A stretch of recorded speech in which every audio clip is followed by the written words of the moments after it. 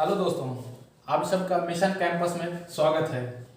हम आपको आज रीजनिंग पढ़ाते हैं और रीजनिंग में वो टॉपिक लिए हैं जिसका नाम है पासा और इंग्लिश में इसे कहते हैं डाइस।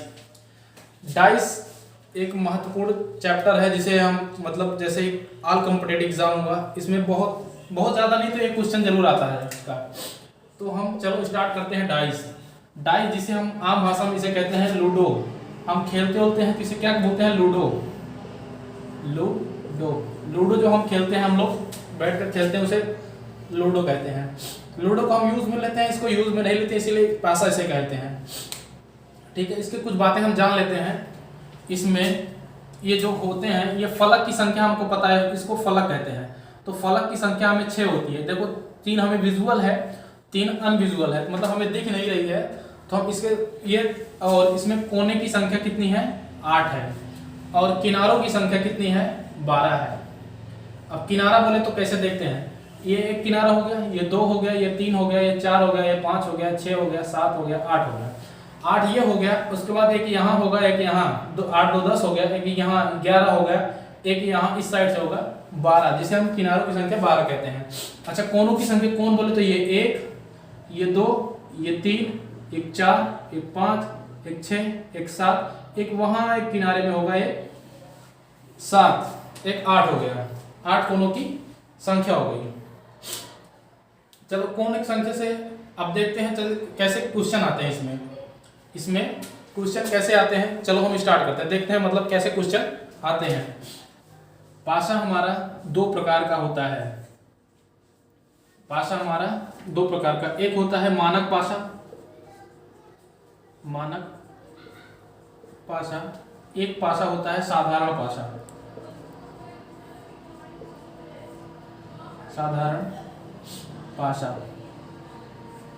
मानक पासा को स्टैंडर्डाइज कहते हैं, इसे स्टैंडर्डाइज कहते हैं, इसे जनरलाइज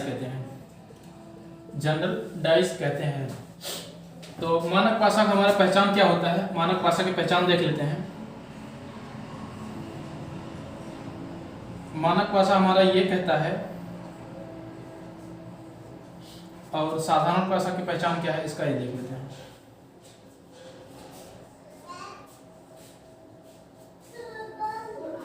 साधारण पासा में हमारा जैसे संख्या, अच्छा लूडो में संख्या कितनी, फलक कितना होता है हमारा? तो 6 होता है। तो 6 संख्याएं होती हैं, 1 से लेके 6 तक होती हैं। 1 2 3 4 5 6 करके 6 तक संख्याएं लिखी होती हैं। तो अगर ये संख्या जो है, अगर इस 2 हो गया, इधर ये 3, अगर ये इसकी भीतरी सतहों का योग हमें 7 मिल गया तो वो हमारा पासा साधारण पासा कहलाता है। अच्छा, इसमें क्या है? चलो देख लेते हैं, इसमें देख लेते हैं। इसमें क्या होता है कि इसमें ये आंतरिक जो सतहें होती हैं इसका योग 7 नहीं होता है। जिसका योग 7 नहीं होता है उसको हम क्या कहते हैं? मानक पासा। क्या कहते हैं? मानक पासा। देखो फिर से एक बार देखते हैं। मानक पासा वो पासा होता है जिसकी आंतरिक सतहें का योग 7 न हो, और साधारण पासा वो होता है जिसकी आंतरिक सतहों का योग 7 हो, वो हमारा मानक पासा कहलाता है। इसमें कोई कंफ्यूजन नहीं होगा। चलो तो मानक पासा से अब देखो क्वेश्चन हमारा कैसे बनता है। इसे डाइस दे देगा, डाइस में बोलेगा कि क्वेश्चन अब ये बताओ इसमें कौन सा पासा मानक है, कौन सा पासा सामान्य है। अब ये दे देगा तो ये पूछेगा कौन सा पासा है ये। तो हमें ये देखना होगा, अगर ये 3 सतहें दी हुई तो इसका अपोजिट क्या होगा हमें?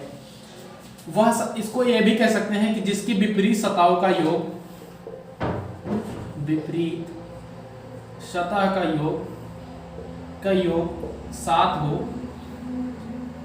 वह मानक पासा कहलाता है। देखो इसकी विपरीत सतह बोले तो इसका विपरीत हमारा कहाँ होगा? इसका विपरीत हमारा यहाँ होगा 2। अच्छा, इसका विपरीत क्या होगा हमारा? यहाँ 3। इसका विपरीत क्या होगा हमारा? 6। अब देखो विपरीत सतह को जोड़ोगे, जब विपरीत सतह बोले तो ये इसको जोड़ोगे तो हमारा 7 आ रहा है। अच्छा, इसको जोड़ोगे तो हमारा ये भी 7 आ रहा है। अच्छा, इसको जोड़ोगे तो ये सॉरी यहाँ से जुड़ेगा, ये यहाँ से जुड़ेगा, और फिर उसके बाद यहाँ से इसको जोड़ोगे तो ये 7 आ जाएगा। तो हमारा ये हो गया। अब साधारण पासा के हम देख लेते हैं फिर कैसे बनते हैं। पहले इसका एक क्वेश्चन और कर लेते हैं।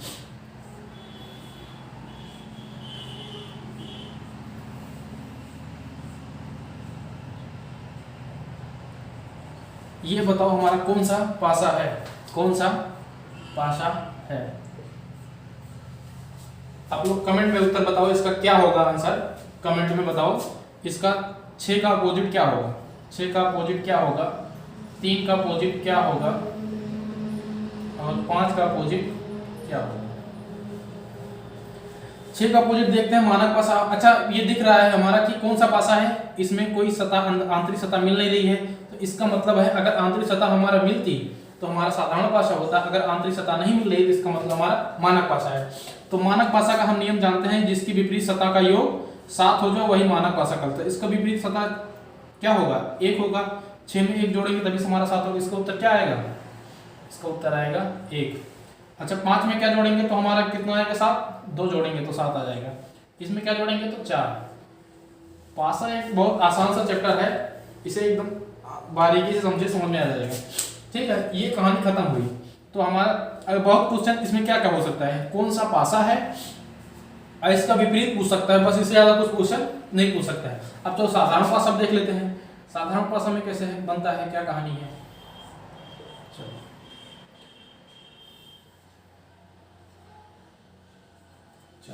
अब देखते हैं। अब ये क्या कह रहा है, इसमें पूछ रहा है कौन सा पासा है, कौन सा पासा है, और इसमें पूछ रहा है 4 का अपोजिट क्या होगा और 3 का अपोजिट क्या होगा, 3 का अपोजिट क्या होगा, 2 का अपोजिट क्या होगा। तो हम देखते हैं। अब देखो इसका हमें दिख रहा है, जब ये आंतरिक सतह इसका मिल रही है, देखो मतलब ये जोड़ योगने से 7 हो रहा है ना, तो इसका 3 का अपोजिट हमारा 4 का अपोजिट हमारा क्या क्या हो सकता है। देखो जो नहीं दिख रहा है वो हो सकता है, देखो 4 का अपोजिट हमारा क्या क्या हो सकता है।